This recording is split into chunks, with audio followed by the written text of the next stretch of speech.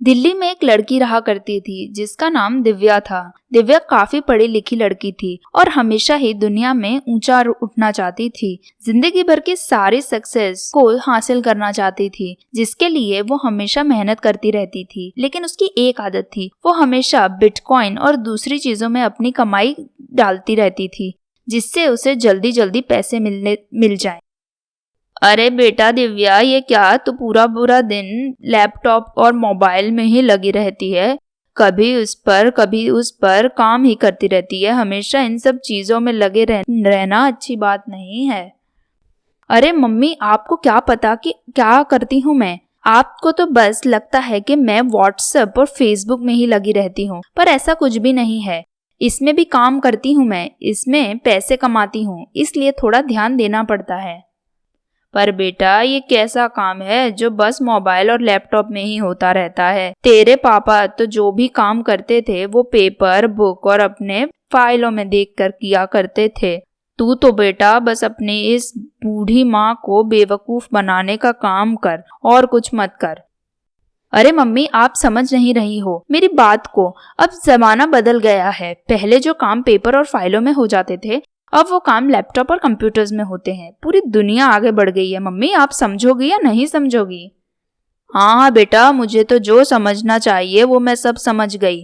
अब तू जा यहाँ से, कहीं जा और कहीं और जाकर अपना काम कर। 5 बज गए हैं, जा देख, अब जाना नहीं है क्या तुझे कहीं?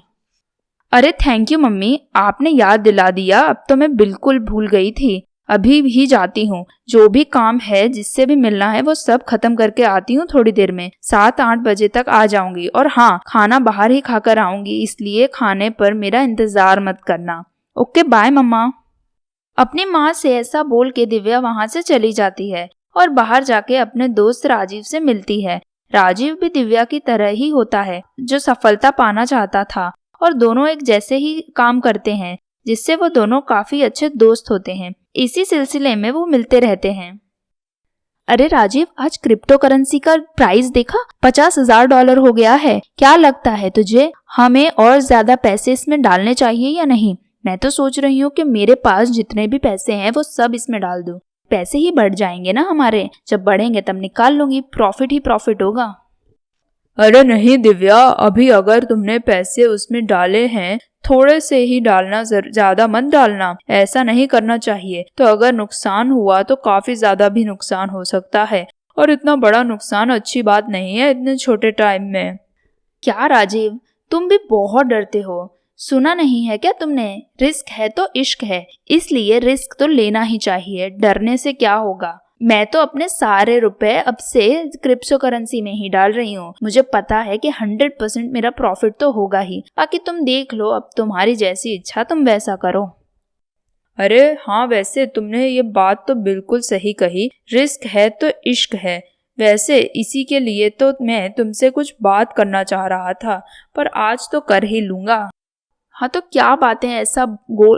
क्या ऐसे बातें गोल गोल घुमा रहे हो? जो भी बोलना है साफ साफ बोलो। ये बात करनी है, वो बात करनी है, बस ऐसे ही हमेशा बोलते रहते हो। अब बोलो क्या करनी है, साफ साफ बोलो।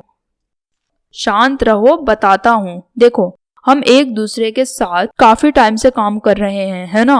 और दोनों ही काफी अच्छा काम करते हैं। तो मैं सोच रहा था कि क्यों ना आपसे इस दोस्ती को थोड़ा आगे बढ़ाएं और अपना काम और भी ज्यादा करीब से करना शुरू कर दें।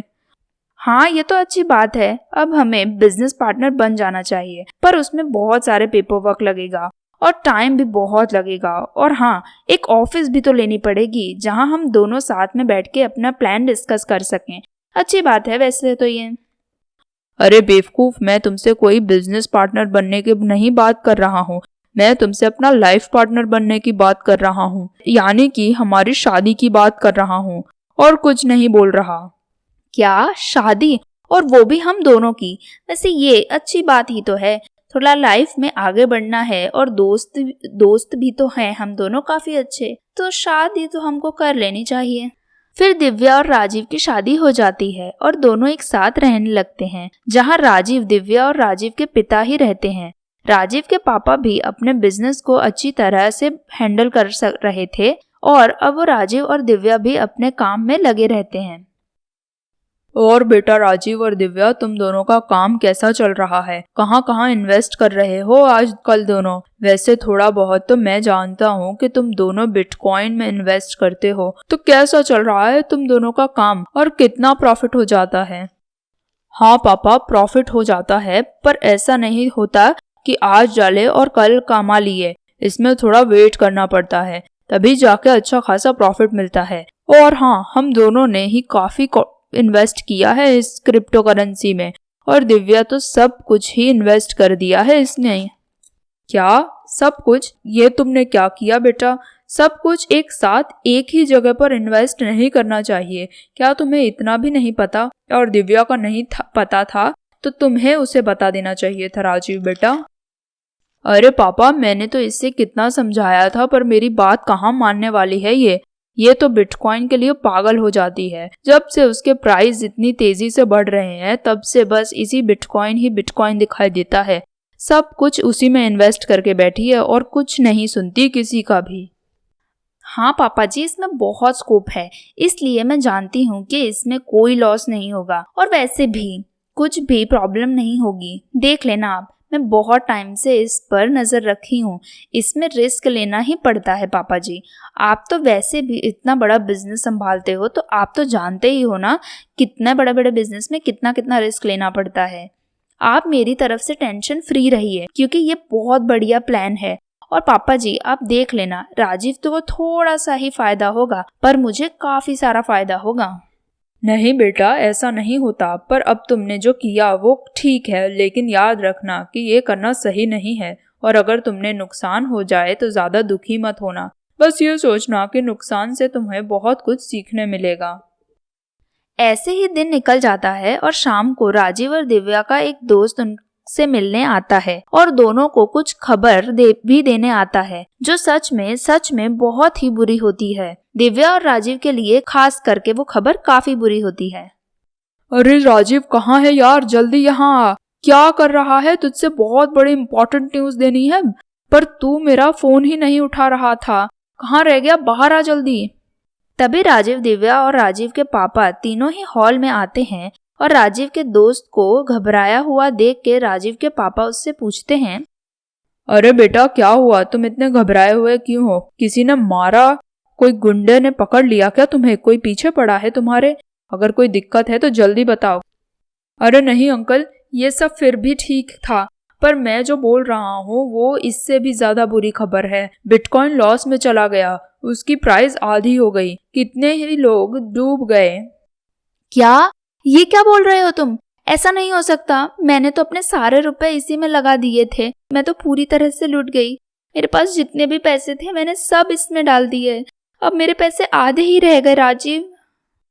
अरे दिव्या, तो क्या हुआ? इतना टेंशन वाली कोई बात नहीं है। पापा के पास जो रुपए हैं वो भी तुम्हारे ही तो हैं, तो इतनी परेशान मत हो जाओ। और ठीक है ना, तुम्हें सीखने को तो मिला कुछ ना कुछ। हाँ बेटा, हम लोगों ने तो तुम्हें पहले ही समझाया था, और क्या हुआ, थोड़ा लॉस हुआ है, पर तुम्हें बहुत जरूरी चीज सीखने मिली। और हम है ना फिर से मेहनत करेंगे और तुम्हारा काम फिर से पटरी पर आ जाएगा। जी पापा जी, मेरी ही गलती थी कि मैंने आप दोनों की बात नहीं मानी, लेकिन अब से मैं आप दोनों की बात हमेशा ही माना करूंगी। जैसा आप दोनों बोलोगे मैं वैसा ही किया करूंगी।